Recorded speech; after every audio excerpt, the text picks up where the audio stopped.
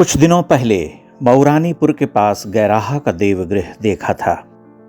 वह परवर्ती चंदेलों का निर्माण है। अब भांडेर का देवालय देखकर लौट रहा। मैं ताप से कुछ घबराया हुआ था, लेकिन उस दिन सूर्यदेव नम्र थे।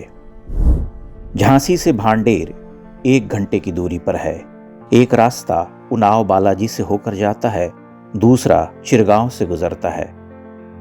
चिरगांव वही जहां हिंदी के प्रथम राष्ट्र कवि मैथिली शरण गुप्त का पैतृक घर हुआ करता था। चिरगांव से भांडेर की दूरी अधिक नहीं है।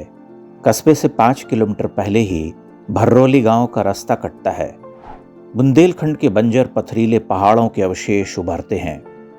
पहाड़ों को स्टोन क्रशर से रेत दिया गया है।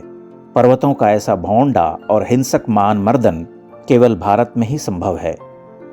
क्या आश्चर्य है कि हम पर्वत पूजक सभ्यता हैं। चट्टानों पर चढ़ी और बैठी हुई चट्टानों के ऊपर एक छोटे से मंदिर का शिखर चमकता है, किंतु वह मेरा गंतव्य नहीं। 1-1.5 किलोमीटर की दूरी तय करने पर एक विराट विस्मृत देवालय का शिखर उभरता है। नीम के पेड़ के पत्तों का पर्दा है, रहस्य रचता है।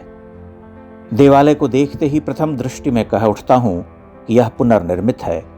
वेदीबंध के ऊपर मध्य भाग तक उसकी दिव्यता के प्रमाण मिलते हैं। ऊपर का अलंकृत शिखर ढहा दिए जाने के बाद फिर से निर्मित किया गया है। वह जो रचा गया है कितना सपाट है।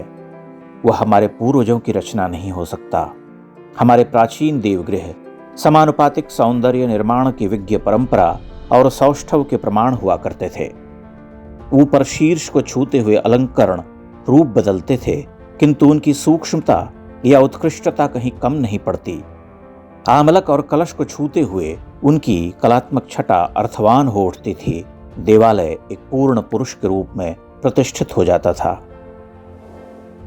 भांडेर का यह मंदिर कच्छप घात वंश का निर्माण है, किंतु मेरे मन में शंका उपजती है, यह पूर्ववर्ती महान चंदेलों का निर्माण तो नहीं। शैली, कला और स्वरूप यह सिद्ध करते हैं कि देवगृह लगभग 1000 वर्ष पुराना है। सर्वतोभद्र शैली में गढ़े गए इस मंदिर के प्रवेश के 4 द्वार हुआ करते थे। 2 द्वार अतिक्रमण से आक्रांत हैं। ग्रामीण घर की देहरी देवालय के एक हिस्से की बाहरी भित्तियों में घुस गई है। यूं कहिए कि चढ़ बैठी है। उपेक्षा द्रष्टव्य है। पुरातनता का कोई महत्व हमारी चिति में नहीं। उस पवित्रता का मान तो दूर की बात है। गर्भगृह में एक पुरातन शिवलिंग है, जिसके चारों ओर टाइल्स लगाकर उसे विरूपित कर दिया गया है।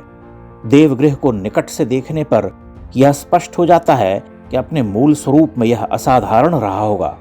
बल्कि मैं तो मानता हूं कि गैराहा का देवालय इस दिव्य देवगृह की अनुकृति है। परवर्ती चंदेलों ने उसकी प्रेरणा भांडेर के शिवालय से ग्रहण की होगी। कच्छप घात वंश के सम्राटों ने चंबल और बुंदेलखंड के विशाल भूभाग में कुछ विराट और कलात्मक मंदिरों का निर्माण करवाया था। भांडेर से झांसी वापसी के रास्ते में हम उनाव गांव में रुके।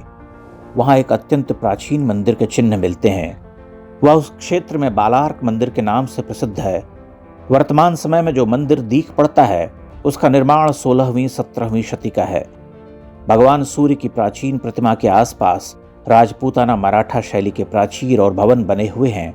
वहां एक सूर्य यंत्र स्थापित है।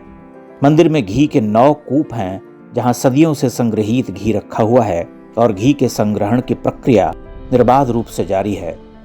उसी घी से अखंड ज्योति जलती है। पास ही पुष्पावती नदी बहती है। पहले निर्विरोध बहती थी, अब कुंभियों के विस्तार और प्रशासनिक झगड़े में सिमट गई है। उत्तर प्रदेश और मध्य प्रदेश का विवाद है। उस विवाद ने नदी का कंठ मोक दिया है। भारत विरोधाभासों का देश है।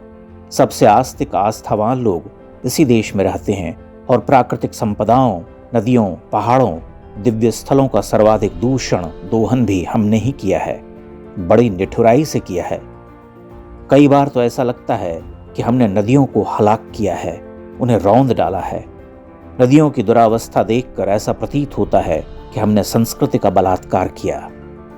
आश्चर्य का विषय है कि नदी को मां और देवी कहने वाला समाज उनके प्रति इतना निष्ठुर, उदासीन कैसे है।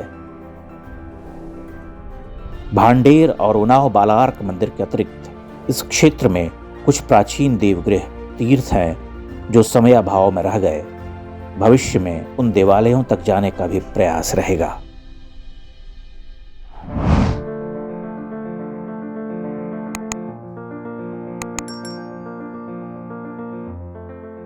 इंडेक्स ऑनलाइन के वीडियो समाज को समर्पित हैं।